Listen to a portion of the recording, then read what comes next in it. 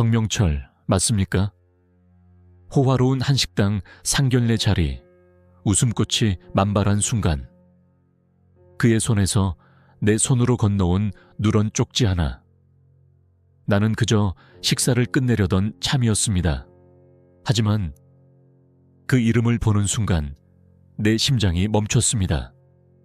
30년 전 두만강 강가에서 손을 놓아버린 동생, 죽은 줄로만 알았던 그 아이가 지금 내 앞에 있었습니다. 그리고 그 아들이 내 딸의 연인이었습니다. 이제 나는 어떤 선택을 해야 할까요? 구독과 좋아요를 눌러주시고 지금 어디에서 이 영상을 보고 계신지 댓글로 남겨주세요. 여러분의 응원이 다음 이야기를 만듭니다. 호화로운 한식당의 VIP룸. 금박으로 둘러싸인 병풍과 고풍스러운 자개장 사이로 웃음소리가 물결처럼 퍼져나갔습니다. 갓 구운 불고기에서 피어오르는 연기가 천장을 향해 춤을 추고 숙성된 장의 깊은 향과 참기름의 고소한 내음이 제 비강을 가득 채웠습니다. 하지만 이 모든 풍요로움 속에서도 저는 마치 이물질처럼 존재했습니다. 입계는 억지 미소를 걸친 채 가슴 속에서는 정체 모를 불안감이 파도처럼 일렁였습니다. 젓가락을 집으려는 제 손가락은 마치 겨울 나뭇가지처럼 떨려왔습니다. 혜진 씨, 음식 맛은 어떠신가요? 입맛에 맞으시나요? 건너편에 앉아있던 사돈될 분의 질문에 저는 마치 꿈에서 깨어난 듯 고개를 들었습니다. 그리고 그 순간 우리의 눈이 맞닿았습니다. 번개가 내리친 듯한 충격이 저를 관통했습니다. 그의 눈빛은 어딘가 낯설면서도 끔찍하게 익숙했습니다. 마치 제 영혼의 조각을 들여다보는 듯한 그 시선은 깊은 바다처럼 따뜻했지만 또한 말로 표현할 수 없는 슬픔으로 가득 차 있었습니다. 마치 수십 년의 세월이 켜켜이 쌓인 듯한 지워지지 않는 상처가 그의 눈동자 깊숙이 새겨져 있었습니다. 네, 정말 맛있습니다. 제 목소리는 마치 오랫동안 사용하지 않은 악기처럼 불안정하게 떨렸습니다. 좋은 장소 추천해 주셔서 감사합니다. 제 말 한 음절이 마치 그의 가슴의 파문을 일으키는 듯 했습니다. 그의 눈빛이 순간적으로 흔들렸고 마치 오래된 상처를 건드린 듯한 섬광이 그의 눈동자를 스쳐 지나갔습니다. 그는 말을 아꼈지만 제가 무언가를 말할 때마다 미세하게 몸을 앞으로 기울이며 마치 제 목소리의 울림 하나까지, 제 호흡 하나까지도 놓치지 않으려는 듯 했습니다. 그의 시선은 마치 30년 전에 침몰한 배에서 보물을 발견한 것처럼 저를 갈구하듯 더듬고 있었습니다. 딸아이와 그의 아들은 유리잔을 맞부딪히며 서로를 향해 웃음꽃을 피웠습니다. 그들의 행복한 웃음소리가 연회장 구석구석을 달콤하게 물들이고 있었습니다. 하지만 저와 그 사람 사이에는 말로 설명할 수 없는 어떤 무형의 실이 끊임없이 당겨지고 있는 것 같았습니다. 마치 운명의 실타래가 우리를 서로에게 묶어놓은 듯한 무시할 수 없는 강렬한 끌림이 공기 중에 떠다녔습니다. 어머니, 이 갈비 정말 부드러워요. 더 드셔보세요. 그의 아들이 공손하게 제 앞접시에 윤기 도는 갈비를 올려주었습니다. 그 순간 그 남자가 자신의 아들을 바라보는 눈빛이 너무나 애틋하고 절절해서 저는 가슴 한가운데를 뾰족한 송곳으로 찔린 듯한 통증을 느꼈습니다. 심장이 미친 듯이 뛰기 시작했습니다. 쿵, 쿵, 쿵. 마치 누군가가 제 가슴 안에서 북을 두드리는 것처럼 요란하게 뛰었습니다. 그의 눈길이 스칠 때마다 제 온몸의 피부가 전기에 감전된 듯 따끔거렸고 내 안에 깊이 묻어두었던 기억들이 마치 무덤에서 일어나는 시체처럼 서서히 표면으로 올라오는 느낌이었습니다. 식사를 마치고 홍차의 달콤한 향기가 피어오를 때 그는 마치 30년을 기다려온 질문을 던지듯 조용히 물었습니다. 혹시 북한에서 오셨다고 들었는데요.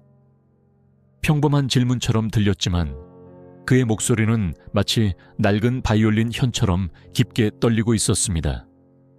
제 등줄기로 차가운 땀이 주르륵 흘러내렸습니다.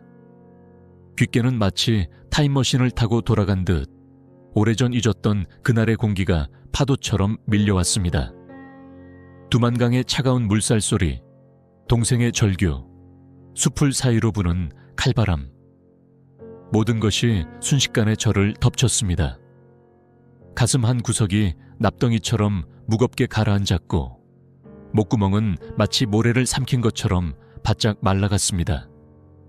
그리고 어쩐지 저는 이 상견례가 끝나고 나면 제 인생의 모든 것이 불타 무너진 폐허처럼 완전히 달라질 것이라는 끔찍한 예감이 들었습니다.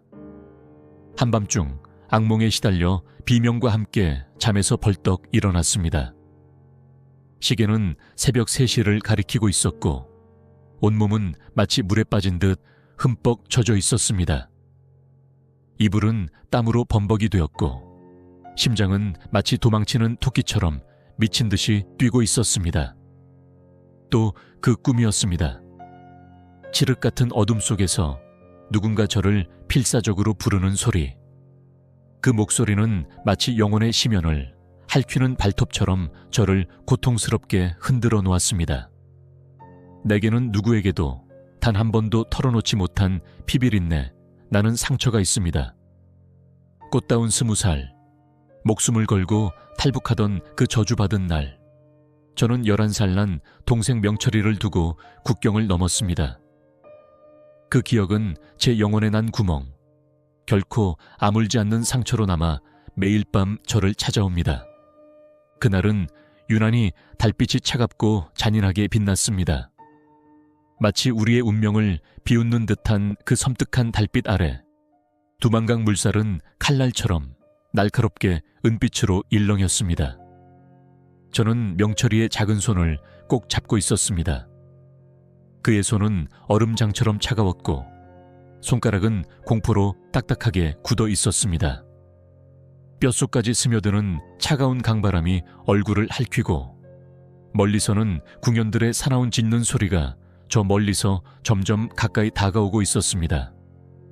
유령처럼 피어오르는 하얀 입김 사이로 명철이의 온몸은 마치 떨리는 나무잎처럼 부들부들 떨고 있었습니다. 누나, 너무 추워. 집에 가고 싶어. 명철이의 입술은 소름 끼치도록 파랗게 질려 있었고 그의 작은 얼굴은 겁에 질려 창백했습니다. 강 건너 중국으로 우리를 데려갈 브로커는 마치 사냥개에 쫓기는 여우처럼 초조한 눈빛으로 신경질적으로 재촉했습니다. 지금 아니면 영원히 못 가. 빨리, 이제 곧 순찰이 지나간다고. 그 순간 산등성이 너머로 국경수비대의 섬광 같은 손전등 불빛이 저 멀리서 춤을 추듯 흔들리며 나타났습니다. 브로커의 얼굴이 창백하게 질렸고 그는 마치 불에 댄 듯 재빨리 강물에 발을 담갔습니다. 저는 공포에 질려 동생의 손을 더욱 꽉 움켜쥐었습니다. 손바닥이 땀으로 미끄러웠지만 절대 놓치지 않으리라 다짐했습니다. 그런데 그 순간 명철이가 갑자기 기침을 시작했습니다. 처음엔 작은 헛기침이었지만 점점 거세지더니 마침내 멈출 수 없는 기침 폭풍으로 변해갔습니다. 브로커의 눈빛이 순식간에 광기 어린 분노로 바뀌었습니다. 안 돼. 저 애는 당장 두고 가. 지금 저 기침 소리로 우리 모두 총살감이야. 그 순간 머릿속이 마치 폭발한 듯 하얗게 변했습니다. 사지가 얼어붙고 귀에서는 웅웅거리는 소리만 울려 퍼졌습니다. 강물은 생각보다 훨씬 깊고 검었으며 명철이의 작은 체구로는 도저히 건너기 불가능해 보였습니다. 국경수비대의 불빛은 마치 죽음의 전령처럼 점점 가까워지고 있었고 개 짖는 소리는 더욱 사나워졌습니다. 누나, 너무 무서워. 제발. 명철이의 작은 손이 제 손을 마치 생명줄처럼 필사적으로 붙잡았습니다. 그의 눈에는 공포와 애원이 가득했습니다. 브로커는 이미 강 중간쯤 건너고 있었고 검은 물살 속으로 점점 사라져갔습니다. 저는 그 저주받은 순간 동생의 손을 놓아버렸습니다. 손가락이 하나둘씩 풀어지는 그 순간의 감각이 지금도 제 손바닥에 생생하게 남아있습니다. 이웃집 주소와 얼마 안 되는 돈 뭉치를 그의 주머니에 다급하게 밀어넣었습니다. 곧 데리러 올게. 명철아. 누나가 꼭 약속할게. 그 순간 제 가슴은 산산조각 났고 공포와 죄책감이 시커먼 파도처럼 저를 덮쳤습니다. 찬물이 허벅지까지 차올라 살을 애는 듯한 고통을 느끼며 마지막으로 뒤돌아보았습니다. 강둑에 홀로 버려진 명철이의 작은 실루엣이 달빛에 슬픈 그림자처럼 흔들리고 있었습니다. 그 모습은 마치 영원히 지워지지 않을 낙인처럼 제 망막에 새겨졌습니다. 누나, 제발 데려가줘. 누나. 그 절규, 그 영혼을 찢는 듯한 울음소리가 지금도 귓가에 피를 토하듯 생생하게 울려 퍼집니다. 나는 마치 지옥의 불길에서 도망치듯 아비규환의 혼란 속에서 강을 건넜고 결국 약속을 지키지 못했습니다. 그 순간부터 저는 명철이라는 이름을 제 삶에서, 기억에서, 마음속에서 완전히 지워버리려 했습니다. 살아남기 위해 잊은 척했고 외면했고 부정했습니다. 나만에 정착하고 결혼하고 아이를 낳고 겉으로는 완벽해 보이는 새 삶을 살았습니다. 하지만 그 끔찍한 죄책감은 단 하루도, 단 한순간도 저를 놓아준 적이 없었습니다.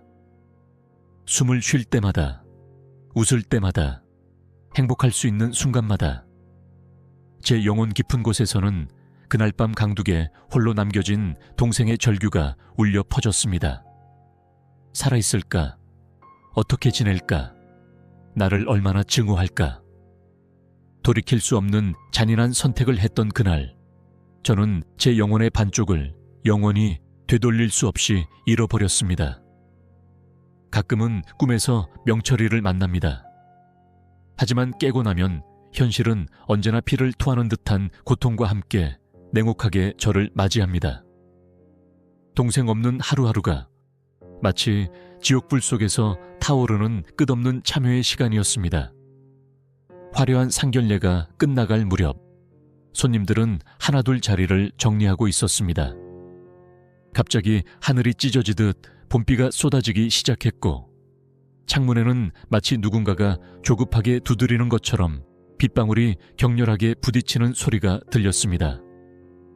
붉은 입술로 환하게 웃던 딸은 친구들과의 약속이 있다며 먼저 자리를 떴고 사돈될 분의 아들도 마치 그녀를 놓치기라도 할까봐 다급하게 그녀를 배웅하러 나갔습니다. 갑자기 룸 안의 공기가 무거워졌습니다. 마치 폭풍 전의 고요처럼 불길한 침묵이 저를 둘러쌌습니다. 그때 사돈될 분이 마치 오래된 비밀을 털어놓을 것처럼 조용하면서도 떨리는 목소리로 제 이름을 불렀습니다. 혜진 씨, 잠시만요. 그의 목소리는 마치 오랜 세월을 견뎌온 낡은 바이올린 현처럼 처연하게 떨리고 있었습니다. 왠지 모를 날카로운 긴장감이 마치 독사처럼 제 온몸을 조여왔습니다. 심장이 미친 듯이 뛰기 시작했고 손바닥에서는 차가운 땀이 흘러내렸습니다. 그는 천천히 마치 시간을 늦추려는 듯이 제게 다가와 주머니 깊숙한 곳에서 누렇게 변색된 오래된 종이를 꺼내 마치 성물을 건네듯 조심스럽게 내밀었습니다. 그 접힌 종이가 그의 떨리는 손에서 저의 굳어버린 손으로 옮겨지는 순간 마치 세상의 모든 시계가 멈춘 것 같았습니다. 공기 중의 먼지마저 그 자리에 얼어붙은 듯 했습니다. 혹시 이 이름 기억하십니까? 그의 목소리는 마치 멀리서 들려오는 메아리처럼 희미했습니다. 손끝은 마치 파킨슨 환자처럼 격렬하게 떨렸고 심장은 터질 듯이 고통스럽게 뛰었습니다. 천천히, 마치 지뢰를 밟을까 두려워하는 병사처럼 조심스럽게 그 쪽지를 펼쳤습니다. 빛바랜 종이엔 정명철, 1988년 3월 15일날 검은 잉크로 또렷하게 적혀 있었습니다. 정명철, 제 피와 살, 제 영혼의 일부였던 동생의 이름, 그리고 절대 잊을 수 없었던 그 생일. 그건 제가 평생 가슴 깊숙이 묻어두고 매일 밤 악몽 속에서 만나야 했던 바로 그 이름이었습니다. 순간 눈앞이 번쩍이는 하얀 섬광으로 가득 찼습니다. 뇌를 관통하는 듯한 날카로운 통증이 밀려왔고 귀에서는 마치 폭탄이 터진 듯한 윙 하는 소리가 귀청을 찢었습니다. 숨이 막혀 거칠게 헐떡이게 되었고 가슴은 마치 누군가가 쇠망치로 내리치는 것처럼 격렬하게 아파왔습니다. 손에 쥐고 있던 쪽지가 나비처럼 휘날리며 바닥으로 떨어졌습니다.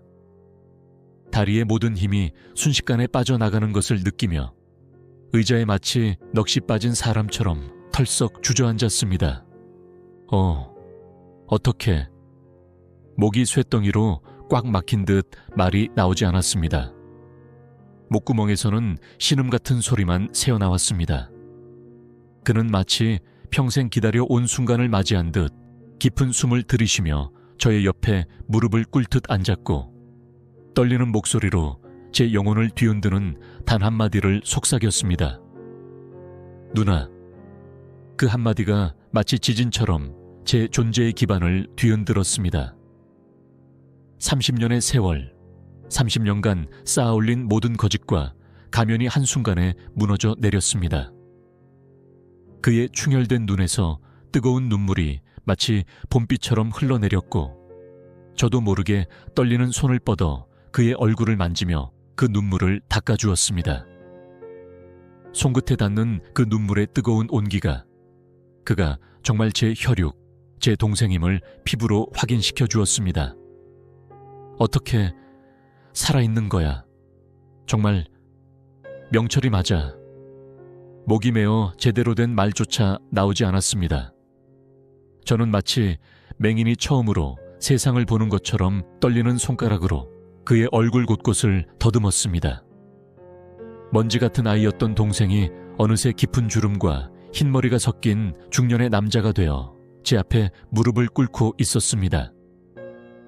그의 이마의 깊은 주름, 눈가의 고통의 흔적들, 그 모든 것에 새겨진 30년의 처절한 세월이 손끝으로 생생하게 전해졌습니다. 그날 이후로 누나를 찾기 위해 얼마나 많은 밤을 뜬 눈으로 지새웠는지 몰라요. 얼마나 많은 국경을 넘었는지, 얼마나 많은 사람들에게 물었는지. 말은 안 했지만 우리는 동시에 깨달았습니다. 이 사람, 내 동생이구나.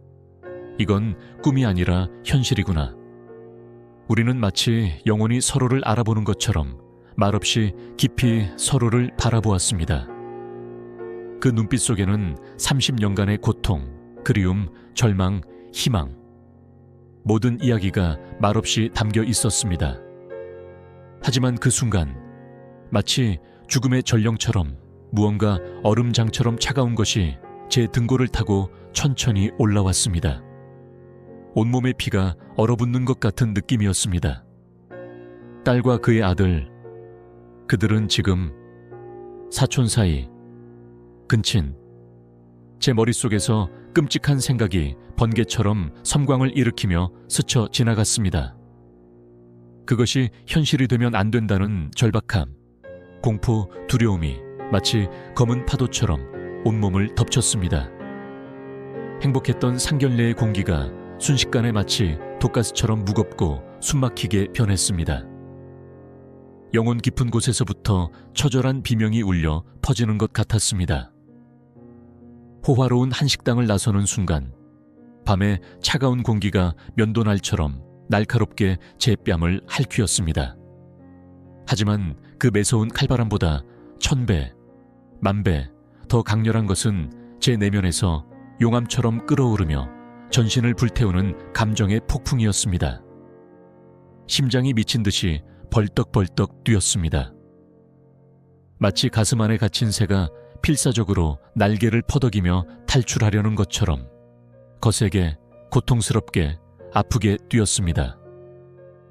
숨을 쉴 때마다 가슴이 찢어질 듯 아팠고 공기 한 모금 마실 때마다 뜨거운 철심을 삼킨 듯 목구멍이 화상을 입는 것 같았습니다. 당장이라도 무릎을 꿇고 하늘을 향해 절규하며 울부짖고 싶은데 그럴 수 없었습니다.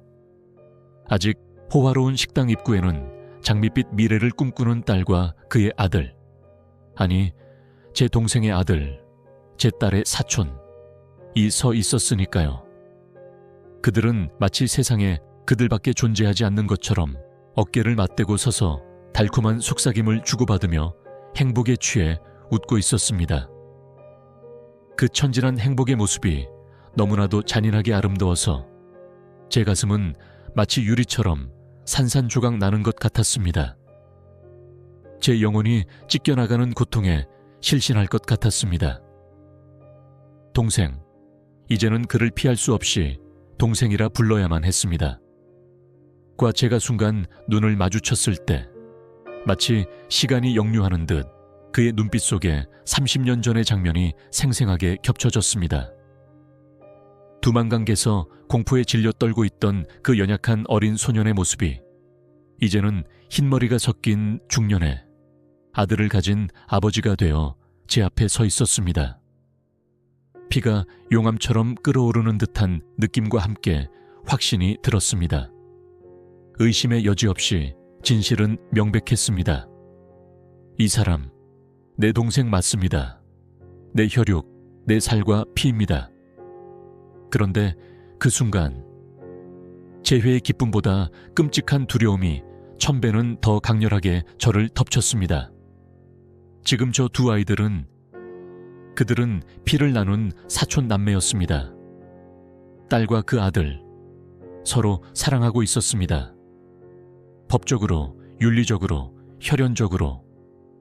이 결혼은 절대로 이루어질 수 없는 일이었습니다. 그 생각만으로도 온몸의 피가 얼어붙는 것 같았습니다. 제 손이 마치 파킨슨 환자처럼 격렬하게 떨려왔습니다. 입술을 피가 날 정도로 세게 깨물어 울음을 참았습니다. 입 안에 고인 쇠만 나는 피의 비릿함이 혀끝을 자극했습니다. 그때 딸이 환한 미소를 지으며 제게 다가와 걱정스러운 눈빛으로 물었습니다. 엄마, 괜찮아요? 얼굴이 창백하게 질려서 유령 같아요. 어디 아파요? 괜찮아, 그냥 조금 피곤한가 봐. 괜찮아. 거짓말이 독사처럼 쉽게 매끄럽게 제 입에서 미끄러져 나왔습니다. 평생 동생의 존재를 지워버린 채 살아온 저에게는 또 하나의 거짓말쯤이야 숨쉬는 것처럼 자연스럽고 어렵지 않았으니까요. 하지만 이번 거짓말의 무게는 산보다도 무거웠습니다. 이건 그저 제 인생만이 아니라 딸의 꿈과 미래, 그리고 동생과 그의 아들의 인생까지 한순간에 잿더미로 만들어버릴 수 있는 끔찍한 운명의 거짓말이었으니까요. 차오를 때 동생이 마치 영혼의 짐을 내려놓듯 조용히 저에게 떨리는 목소리로 속삭였습니다. 내일 꼭 통화해야 합니다. 누나. 목이 메어 말 한마디도 나오지 않은 채 그저 기계적으로 고개만 끄덕였습니다. 심장이 가슴을 뚫고 튀어나올 것 같았습니다. 비가 마치 하늘의 슬픔을 쏟아내듯 더욱 거세게 내리기 시작했고 투명한 물방울들이 차창을 타고 힘없이 흘러내렸습니다. 마치 제 영혼처럼 흐릿하고 산산이 부서지고 무너져 내리는 것 같았습니다. 아비규환의 폭풍우처럼 무너져 내리는 감정을 철벽처럼 꾹 눌러 담고 집으로 돌아오는 내내 한마디도 내뱉을 수 없었습니다. 딸은 마치 순수한 꿈을 꾸는 소녀처럼 행복에 겨워 연인에 대한 끝없는 찬사와 이야기를 계속했지만 저는 그저 영혼이 빠져나간 인형처럼 기계적으로 고개만 끄덕일 뿐이었습니다. 그녀의 천진난만한 웃음소리가 마치 묘지의 어둠 속에서 울리는 죽음의 경고음처럼 섬뜩하게 들렸습니다. 집에 도착하자마자 마치 악령에 쫓기듯 화장실로 달려갔습니다. 떨리는 손으로 문을 걸어 잠그고 차가운 타일 바닥 위병이 앞에 무릎을 꿇었습니다. 그리고 마침내 30년 동안 봉인해왔던 끔찍한 슬픔과 고통의 울음을 폭발하듯 터뜨렸습니다. 손으로 입을 틀어막은 차에 소리가 새어나가지 않도록 필사적으로 억누르며, 하지만 온몸의 세포 하나하나가 비명을 지르듯 격렬하게 떨리도록 처절하게 울었습니다. 눈물이 마치 피처럼 뜨겁게 뺨을 타고 흘러내렸습니다. 30년 만에 동생을 찾았습니다. 기적처럼 그가 살아있었습니다.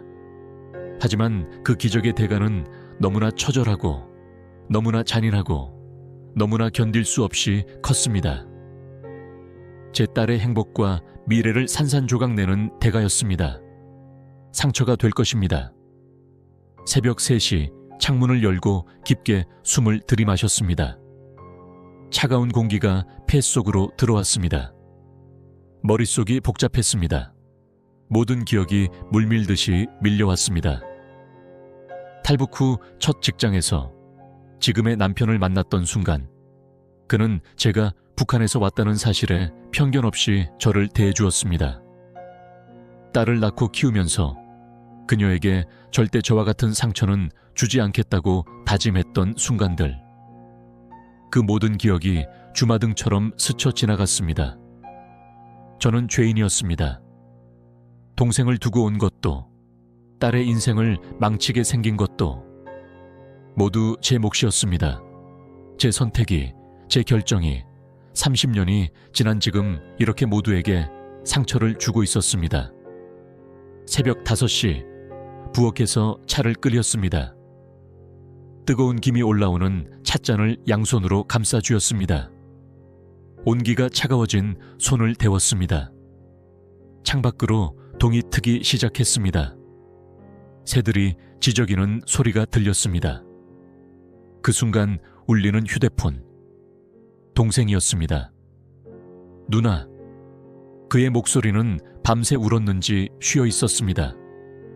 나도 알아요. 어떻게 해야 할지. 우리는 아무 말도 하지 않았습니다. 그저 서로의 숨소리만 들으며 전화기를 붙들고 있었습니다. 수화기 너머로 그의 눈물 떨어지는 소리가 들리는 것 같았습니다. 우리 아이들에게 말해야 해요. 그의 말에 저는 끄덕였습니다. 비록 그는 볼 수 없었지만 저도 모르게 고개를 끄덕이고 있었습니다. 그리고 전화를 끊자마자 딸의 방문 앞에 섰습니다. 나는 결국 딸에게 말을 꺼내기로 결심했습니다. 아침 햇살이 창문으로 들어올 때 저는 딸의 방문을 두드렸습니다. 그녀는 잠에서 깨어나 머리를 부스스 헤친 채로 문을 열었습니다. 평소처럼 환하게 웃으며 엄마, 좋은 아침이라고 인사했습니다. 그 미소가 곧 사라질 것이라는 생각에 가슴이 찢어졌습니다. 얘 좀 있니? 엄마가 할 말이 있어. 부엌 테이블에 마주 앉았습니다. 딸은 커피를 홀짝이며 저를 바라보았습니다. 그녀의 눈에는 아직 순수함과 행복이 가득했습니다.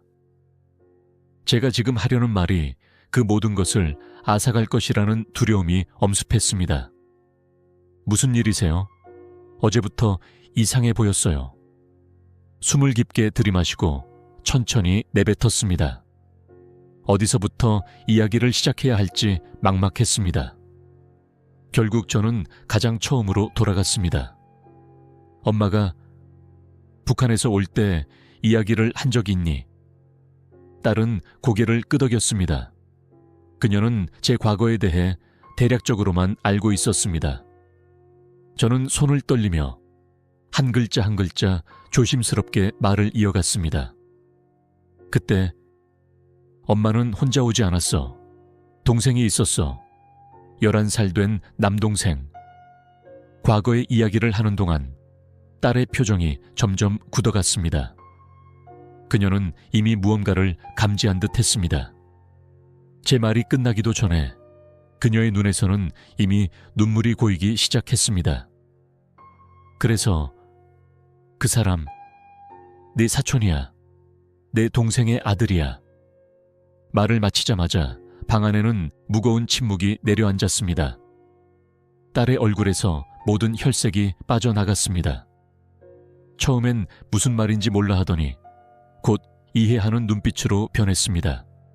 그리고 그 눈빛은 충격으로, 그리고 분노로 바뀌었습니다. 엄마, 왜 지금 말해? 그녀의 목소리는 떨렸고 이내 눈물이 쏟아졌습니다. 그 한마디가 화살처럼 제 가슴을 꿰뚫었습니다. 저는 아무 말도 못했습니다. 모든 변명, 모든 설명이 무의미하게 느껴졌습니다. 알면서 어제 상견례에 간 거예요. 딸이 소리쳤습니다. 그녀의 얼굴이 분노로 일그러졌습니다. 저는 고개를 저었습니다. 아니, 어제 처음 알았어. 정말이야. 하지만 제 말은 그녀의 마음에 닿지 않는 것 같았습니다. 그녀는 의자를 밀치고 일어나 방으로 뛰어 들어갔습니다. 문이 쾅 하고 닫히는 소리가 집 안을 울렸습니다. 딸은 며칠을 방에서 나오지 않았습니다. 끼니도 거르고 말도 하지 않았습니다. 때로는 그녀의 방에서 흐느끼는 소리가 들렸고 때로는 물건을 던지는 소리가 들렸습니다. 매일 밤 그녀의 방문 앞에 식사를 두고 갔지만 대부분 손도 대지 않은 채 그대로였습니다. 나는 문 앞에 앉아 속으로만 되뇌었습니다. 미안하다. 정말 미안하다. 이건 누구의 잘못도 아닌데 왜 이렇게 잔인한 걸까요? 운명이 우리에게 준 선물은 축복이 아닌 저주 같았습니다. 동생을 찾았지만 딸의 사랑을 희생해야 했습니다. 일주일이 지난 어느 저녁, 딸의 방문이 열렸습니다. 그녀는 창백한 얼굴로 부엌으로 걸어 나왔습니다. 눈은 붉게 부어 있었고 머리카락은 헝클어져 있었습니다. 그녀가 방에서 나온 것만으로도 제 가슴은 한없이 벅차올랐습니다. 엄마, 이야기해요. 식탁에 마주 앉았습니다. 창밖으로는 석양이 지고 있었고 그 붉은 빛이 그녀의 얼굴을 비추고 있었습니다. 마치 그녀의 가슴속 불타는 감정을 대변하는 것 같았습니다. 어젯밤에 그 사람하고 통화했어요. 딸의 목소리는 떨렸지만 또렷했습니다. 그녀는 이미 어떤 결정을 내린 듯 했습니다. 그 사람하고 끝낼게요. 그 말에 저는 말없이 눈물만 흘렸습니다. 딸은 제 손을 잡았습니다. 그녀의 손이 차갑게 느껴졌습니다. 하지만 엄마, 나 아직도 그 사람 좋아해요. 그녀의 목소리가 갈라졌고 눈에서는 다시 눈물이 흘러내렸습니다. 저는 딸의 손을 꼭 잡았습니다. 눈물이 멈추질 않았습니다. 그녀의 눈물인지 제 눈물인지 구분할 수 없을 정도로 우리의 얼굴은 눈물로 범벅이 되었습니다. 엄마, 우리가 정말 사촌이에요. 정말 그런가요? 그녀의 물음에 저는 고개를 끄덕였습니다. 부정하고 싶었습니다. 이 모든 것이 오해라고 착각이라고 말하고 싶었습니다. 하지만 이미 DNA 검사 결과까지 확인한 후였습니다. 현실은 냉혹했습니다. 그날 우리 가족은 두 번째로 울었습니다. 처음은 동생과 재회했을 때, 두 번째는 딸이 사랑을 놓았을 때였습니다. 동생도 아들도 조용히 받아들였습니다. 우린 함께 상처를 나눴고 누구도 탓하지 않았습니다. 다음 주 네 사람이 모였습니다. 저와 딸, 동생과 그의 아들. 카페 테이블에 앉아 우리는 서로의 눈을 바라보았습니다. 눈물 대신 미소를 지었습니다. 슬픔 대신 수용을 선택했습니다. 삼촌, 아저씨라고 불러도 될까요? 딸이 동생에게 물었습니다. 동생은 미소 지었습니다. 그의 눈에도 눈물이 고여 있었지만 그는 끝내 울지 않았습니다. 물론이지. 그리고 그의 아들은 제 딸을 바라보며 말했습니다. 우리 좋은 친구로 지낼 수 있을까? 딸은 고개를 끄덕였습니다. 그녀의 눈에는 슬픔이 있었지만 동시에 수용의 빛도 있었습니다. 하늘이 기적을 줬지만 그걸 다 가질 수는 없다는 걸 우리는 받아들였습니다. 1년이 지났습니다. 지금도 명절이면 내 식구가 모입니다. 딸은 새로운 사람을 만났고 조심스럽게 새 연애를 시작했습니다. 동생의 아들은 유학을 떠나기 전 가족 모임에 참석했습니다. 가을 햇살이 비치는 거실에서 우리는 둘러앉아 차를 마시며 이야기를 나눴습니다. 딸은 밝게 웃고 동생의 아들도 조용히 밥상을 함께 차립니다. 웃고 떠들지만 우리는 알고 있습니다.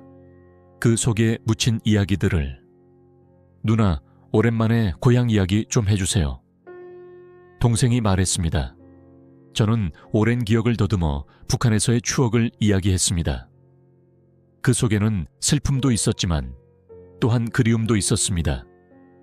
고향의 산과 강, 어머니가 끓여주던 된장국 냄새, 겨울 아침 서리가 내린 들판의 모습. 그 모든 것들이 제 목소리를 통해 이 공간에 피어올랐습니다. 동생과 저는 서로를 바라보며 미소 지었습니다. 30년의 세월이 흘렀지만 우리의 연결은 결코 끊어지지 않았던 것이었습니다. 비록 우리에게 주어진 기적은 완전하지 않았지만 그래도 우리는 서로를 다시 찾았습니다. 가족이라는 이름으로 남았지만 그 이상은 될 수 없었던 사람들. 나는 여전히 기적이라 믿습니다.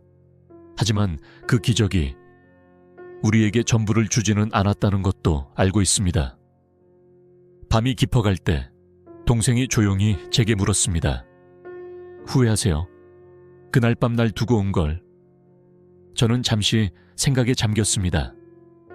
만약 그날 밤 동생을 데리고 왔다면 어쩌면 우리는 모두 다른 삶을 살았을 것입니다. 딸도 그의 아들도 없었을지 모릅니다. 그리고 우리는 지금 이렇게 다시 만나지 못했을지도 모릅니다. 후회는 매일 해. 하지만 동시에 감사해. 네가 살아있다는 것에, 그리고 우리가 다시 만났다는 것에. 동생은 제 손을 꼭 잡았습니다. 그의 손에서 온기가 전해졌습니다. 그것은 마치 그날 밤 두만강에서 놓아버렸던 그 온기가 30년 만에 돌아온 것 같았습니다. 달빛이 창문으로 스며들었습니다. 그 부드러운 빛 아래 우리는 함께 앉아 침묵을 나눴습니다. 때로는 침묵이 모든 말보다 더 많은 것을 말해주기도 합니다. 상견례 자리에 나온 그 사람은 내가 잃었다 생각했던 내 동생이었습니다. 그리고 그것은 슬픔이자 기쁨이었습니다. 상처이자 치유였습니다. 끝이자 시작이었습니다. 이제 우리는 알고 있습니다. 인생은 완벽하지 않다는 것을. 하지만 그 불완전함 속에서도 우리는 서로를 찾고 사랑하고 용서할 수 있다는 것을. 그것이 바로 우리에게 주어진 진짜 기적인지도 모릅니다. 이 이야기를 보면서 제 마음에 가장 와닿았던 부분은 결국 그들이 서로를 탓하지 않고 상황을 받아들이는 성숙함이었어요. 때로는 삶에서 완벽한 해결책보다 함께 아픔을 나누고 이해하는 과정이 더 소중한 것 같습니다. 여러분은 이 이야기에서 어떤 감정을 느끼셨나요? 혹시 인생에서 기적처럼 다시 만난 사람이 있으신가요? 그 재회가 가져온 변화나 감정을 댓글로 나눠주세요. 지금 이 영상을 어디서 보고 계신가요? 댓글로 알려주세요. 구독과 좋아요를 눌러주시면 이처럼 우리의 가슴을 울리는 감동적인 이야기들을 가장 먼저 만나보실 수 있답니다. 여러분의 응원이 더 많은 사람들에게 위로와 공감을 전하는 힘이 됩니다.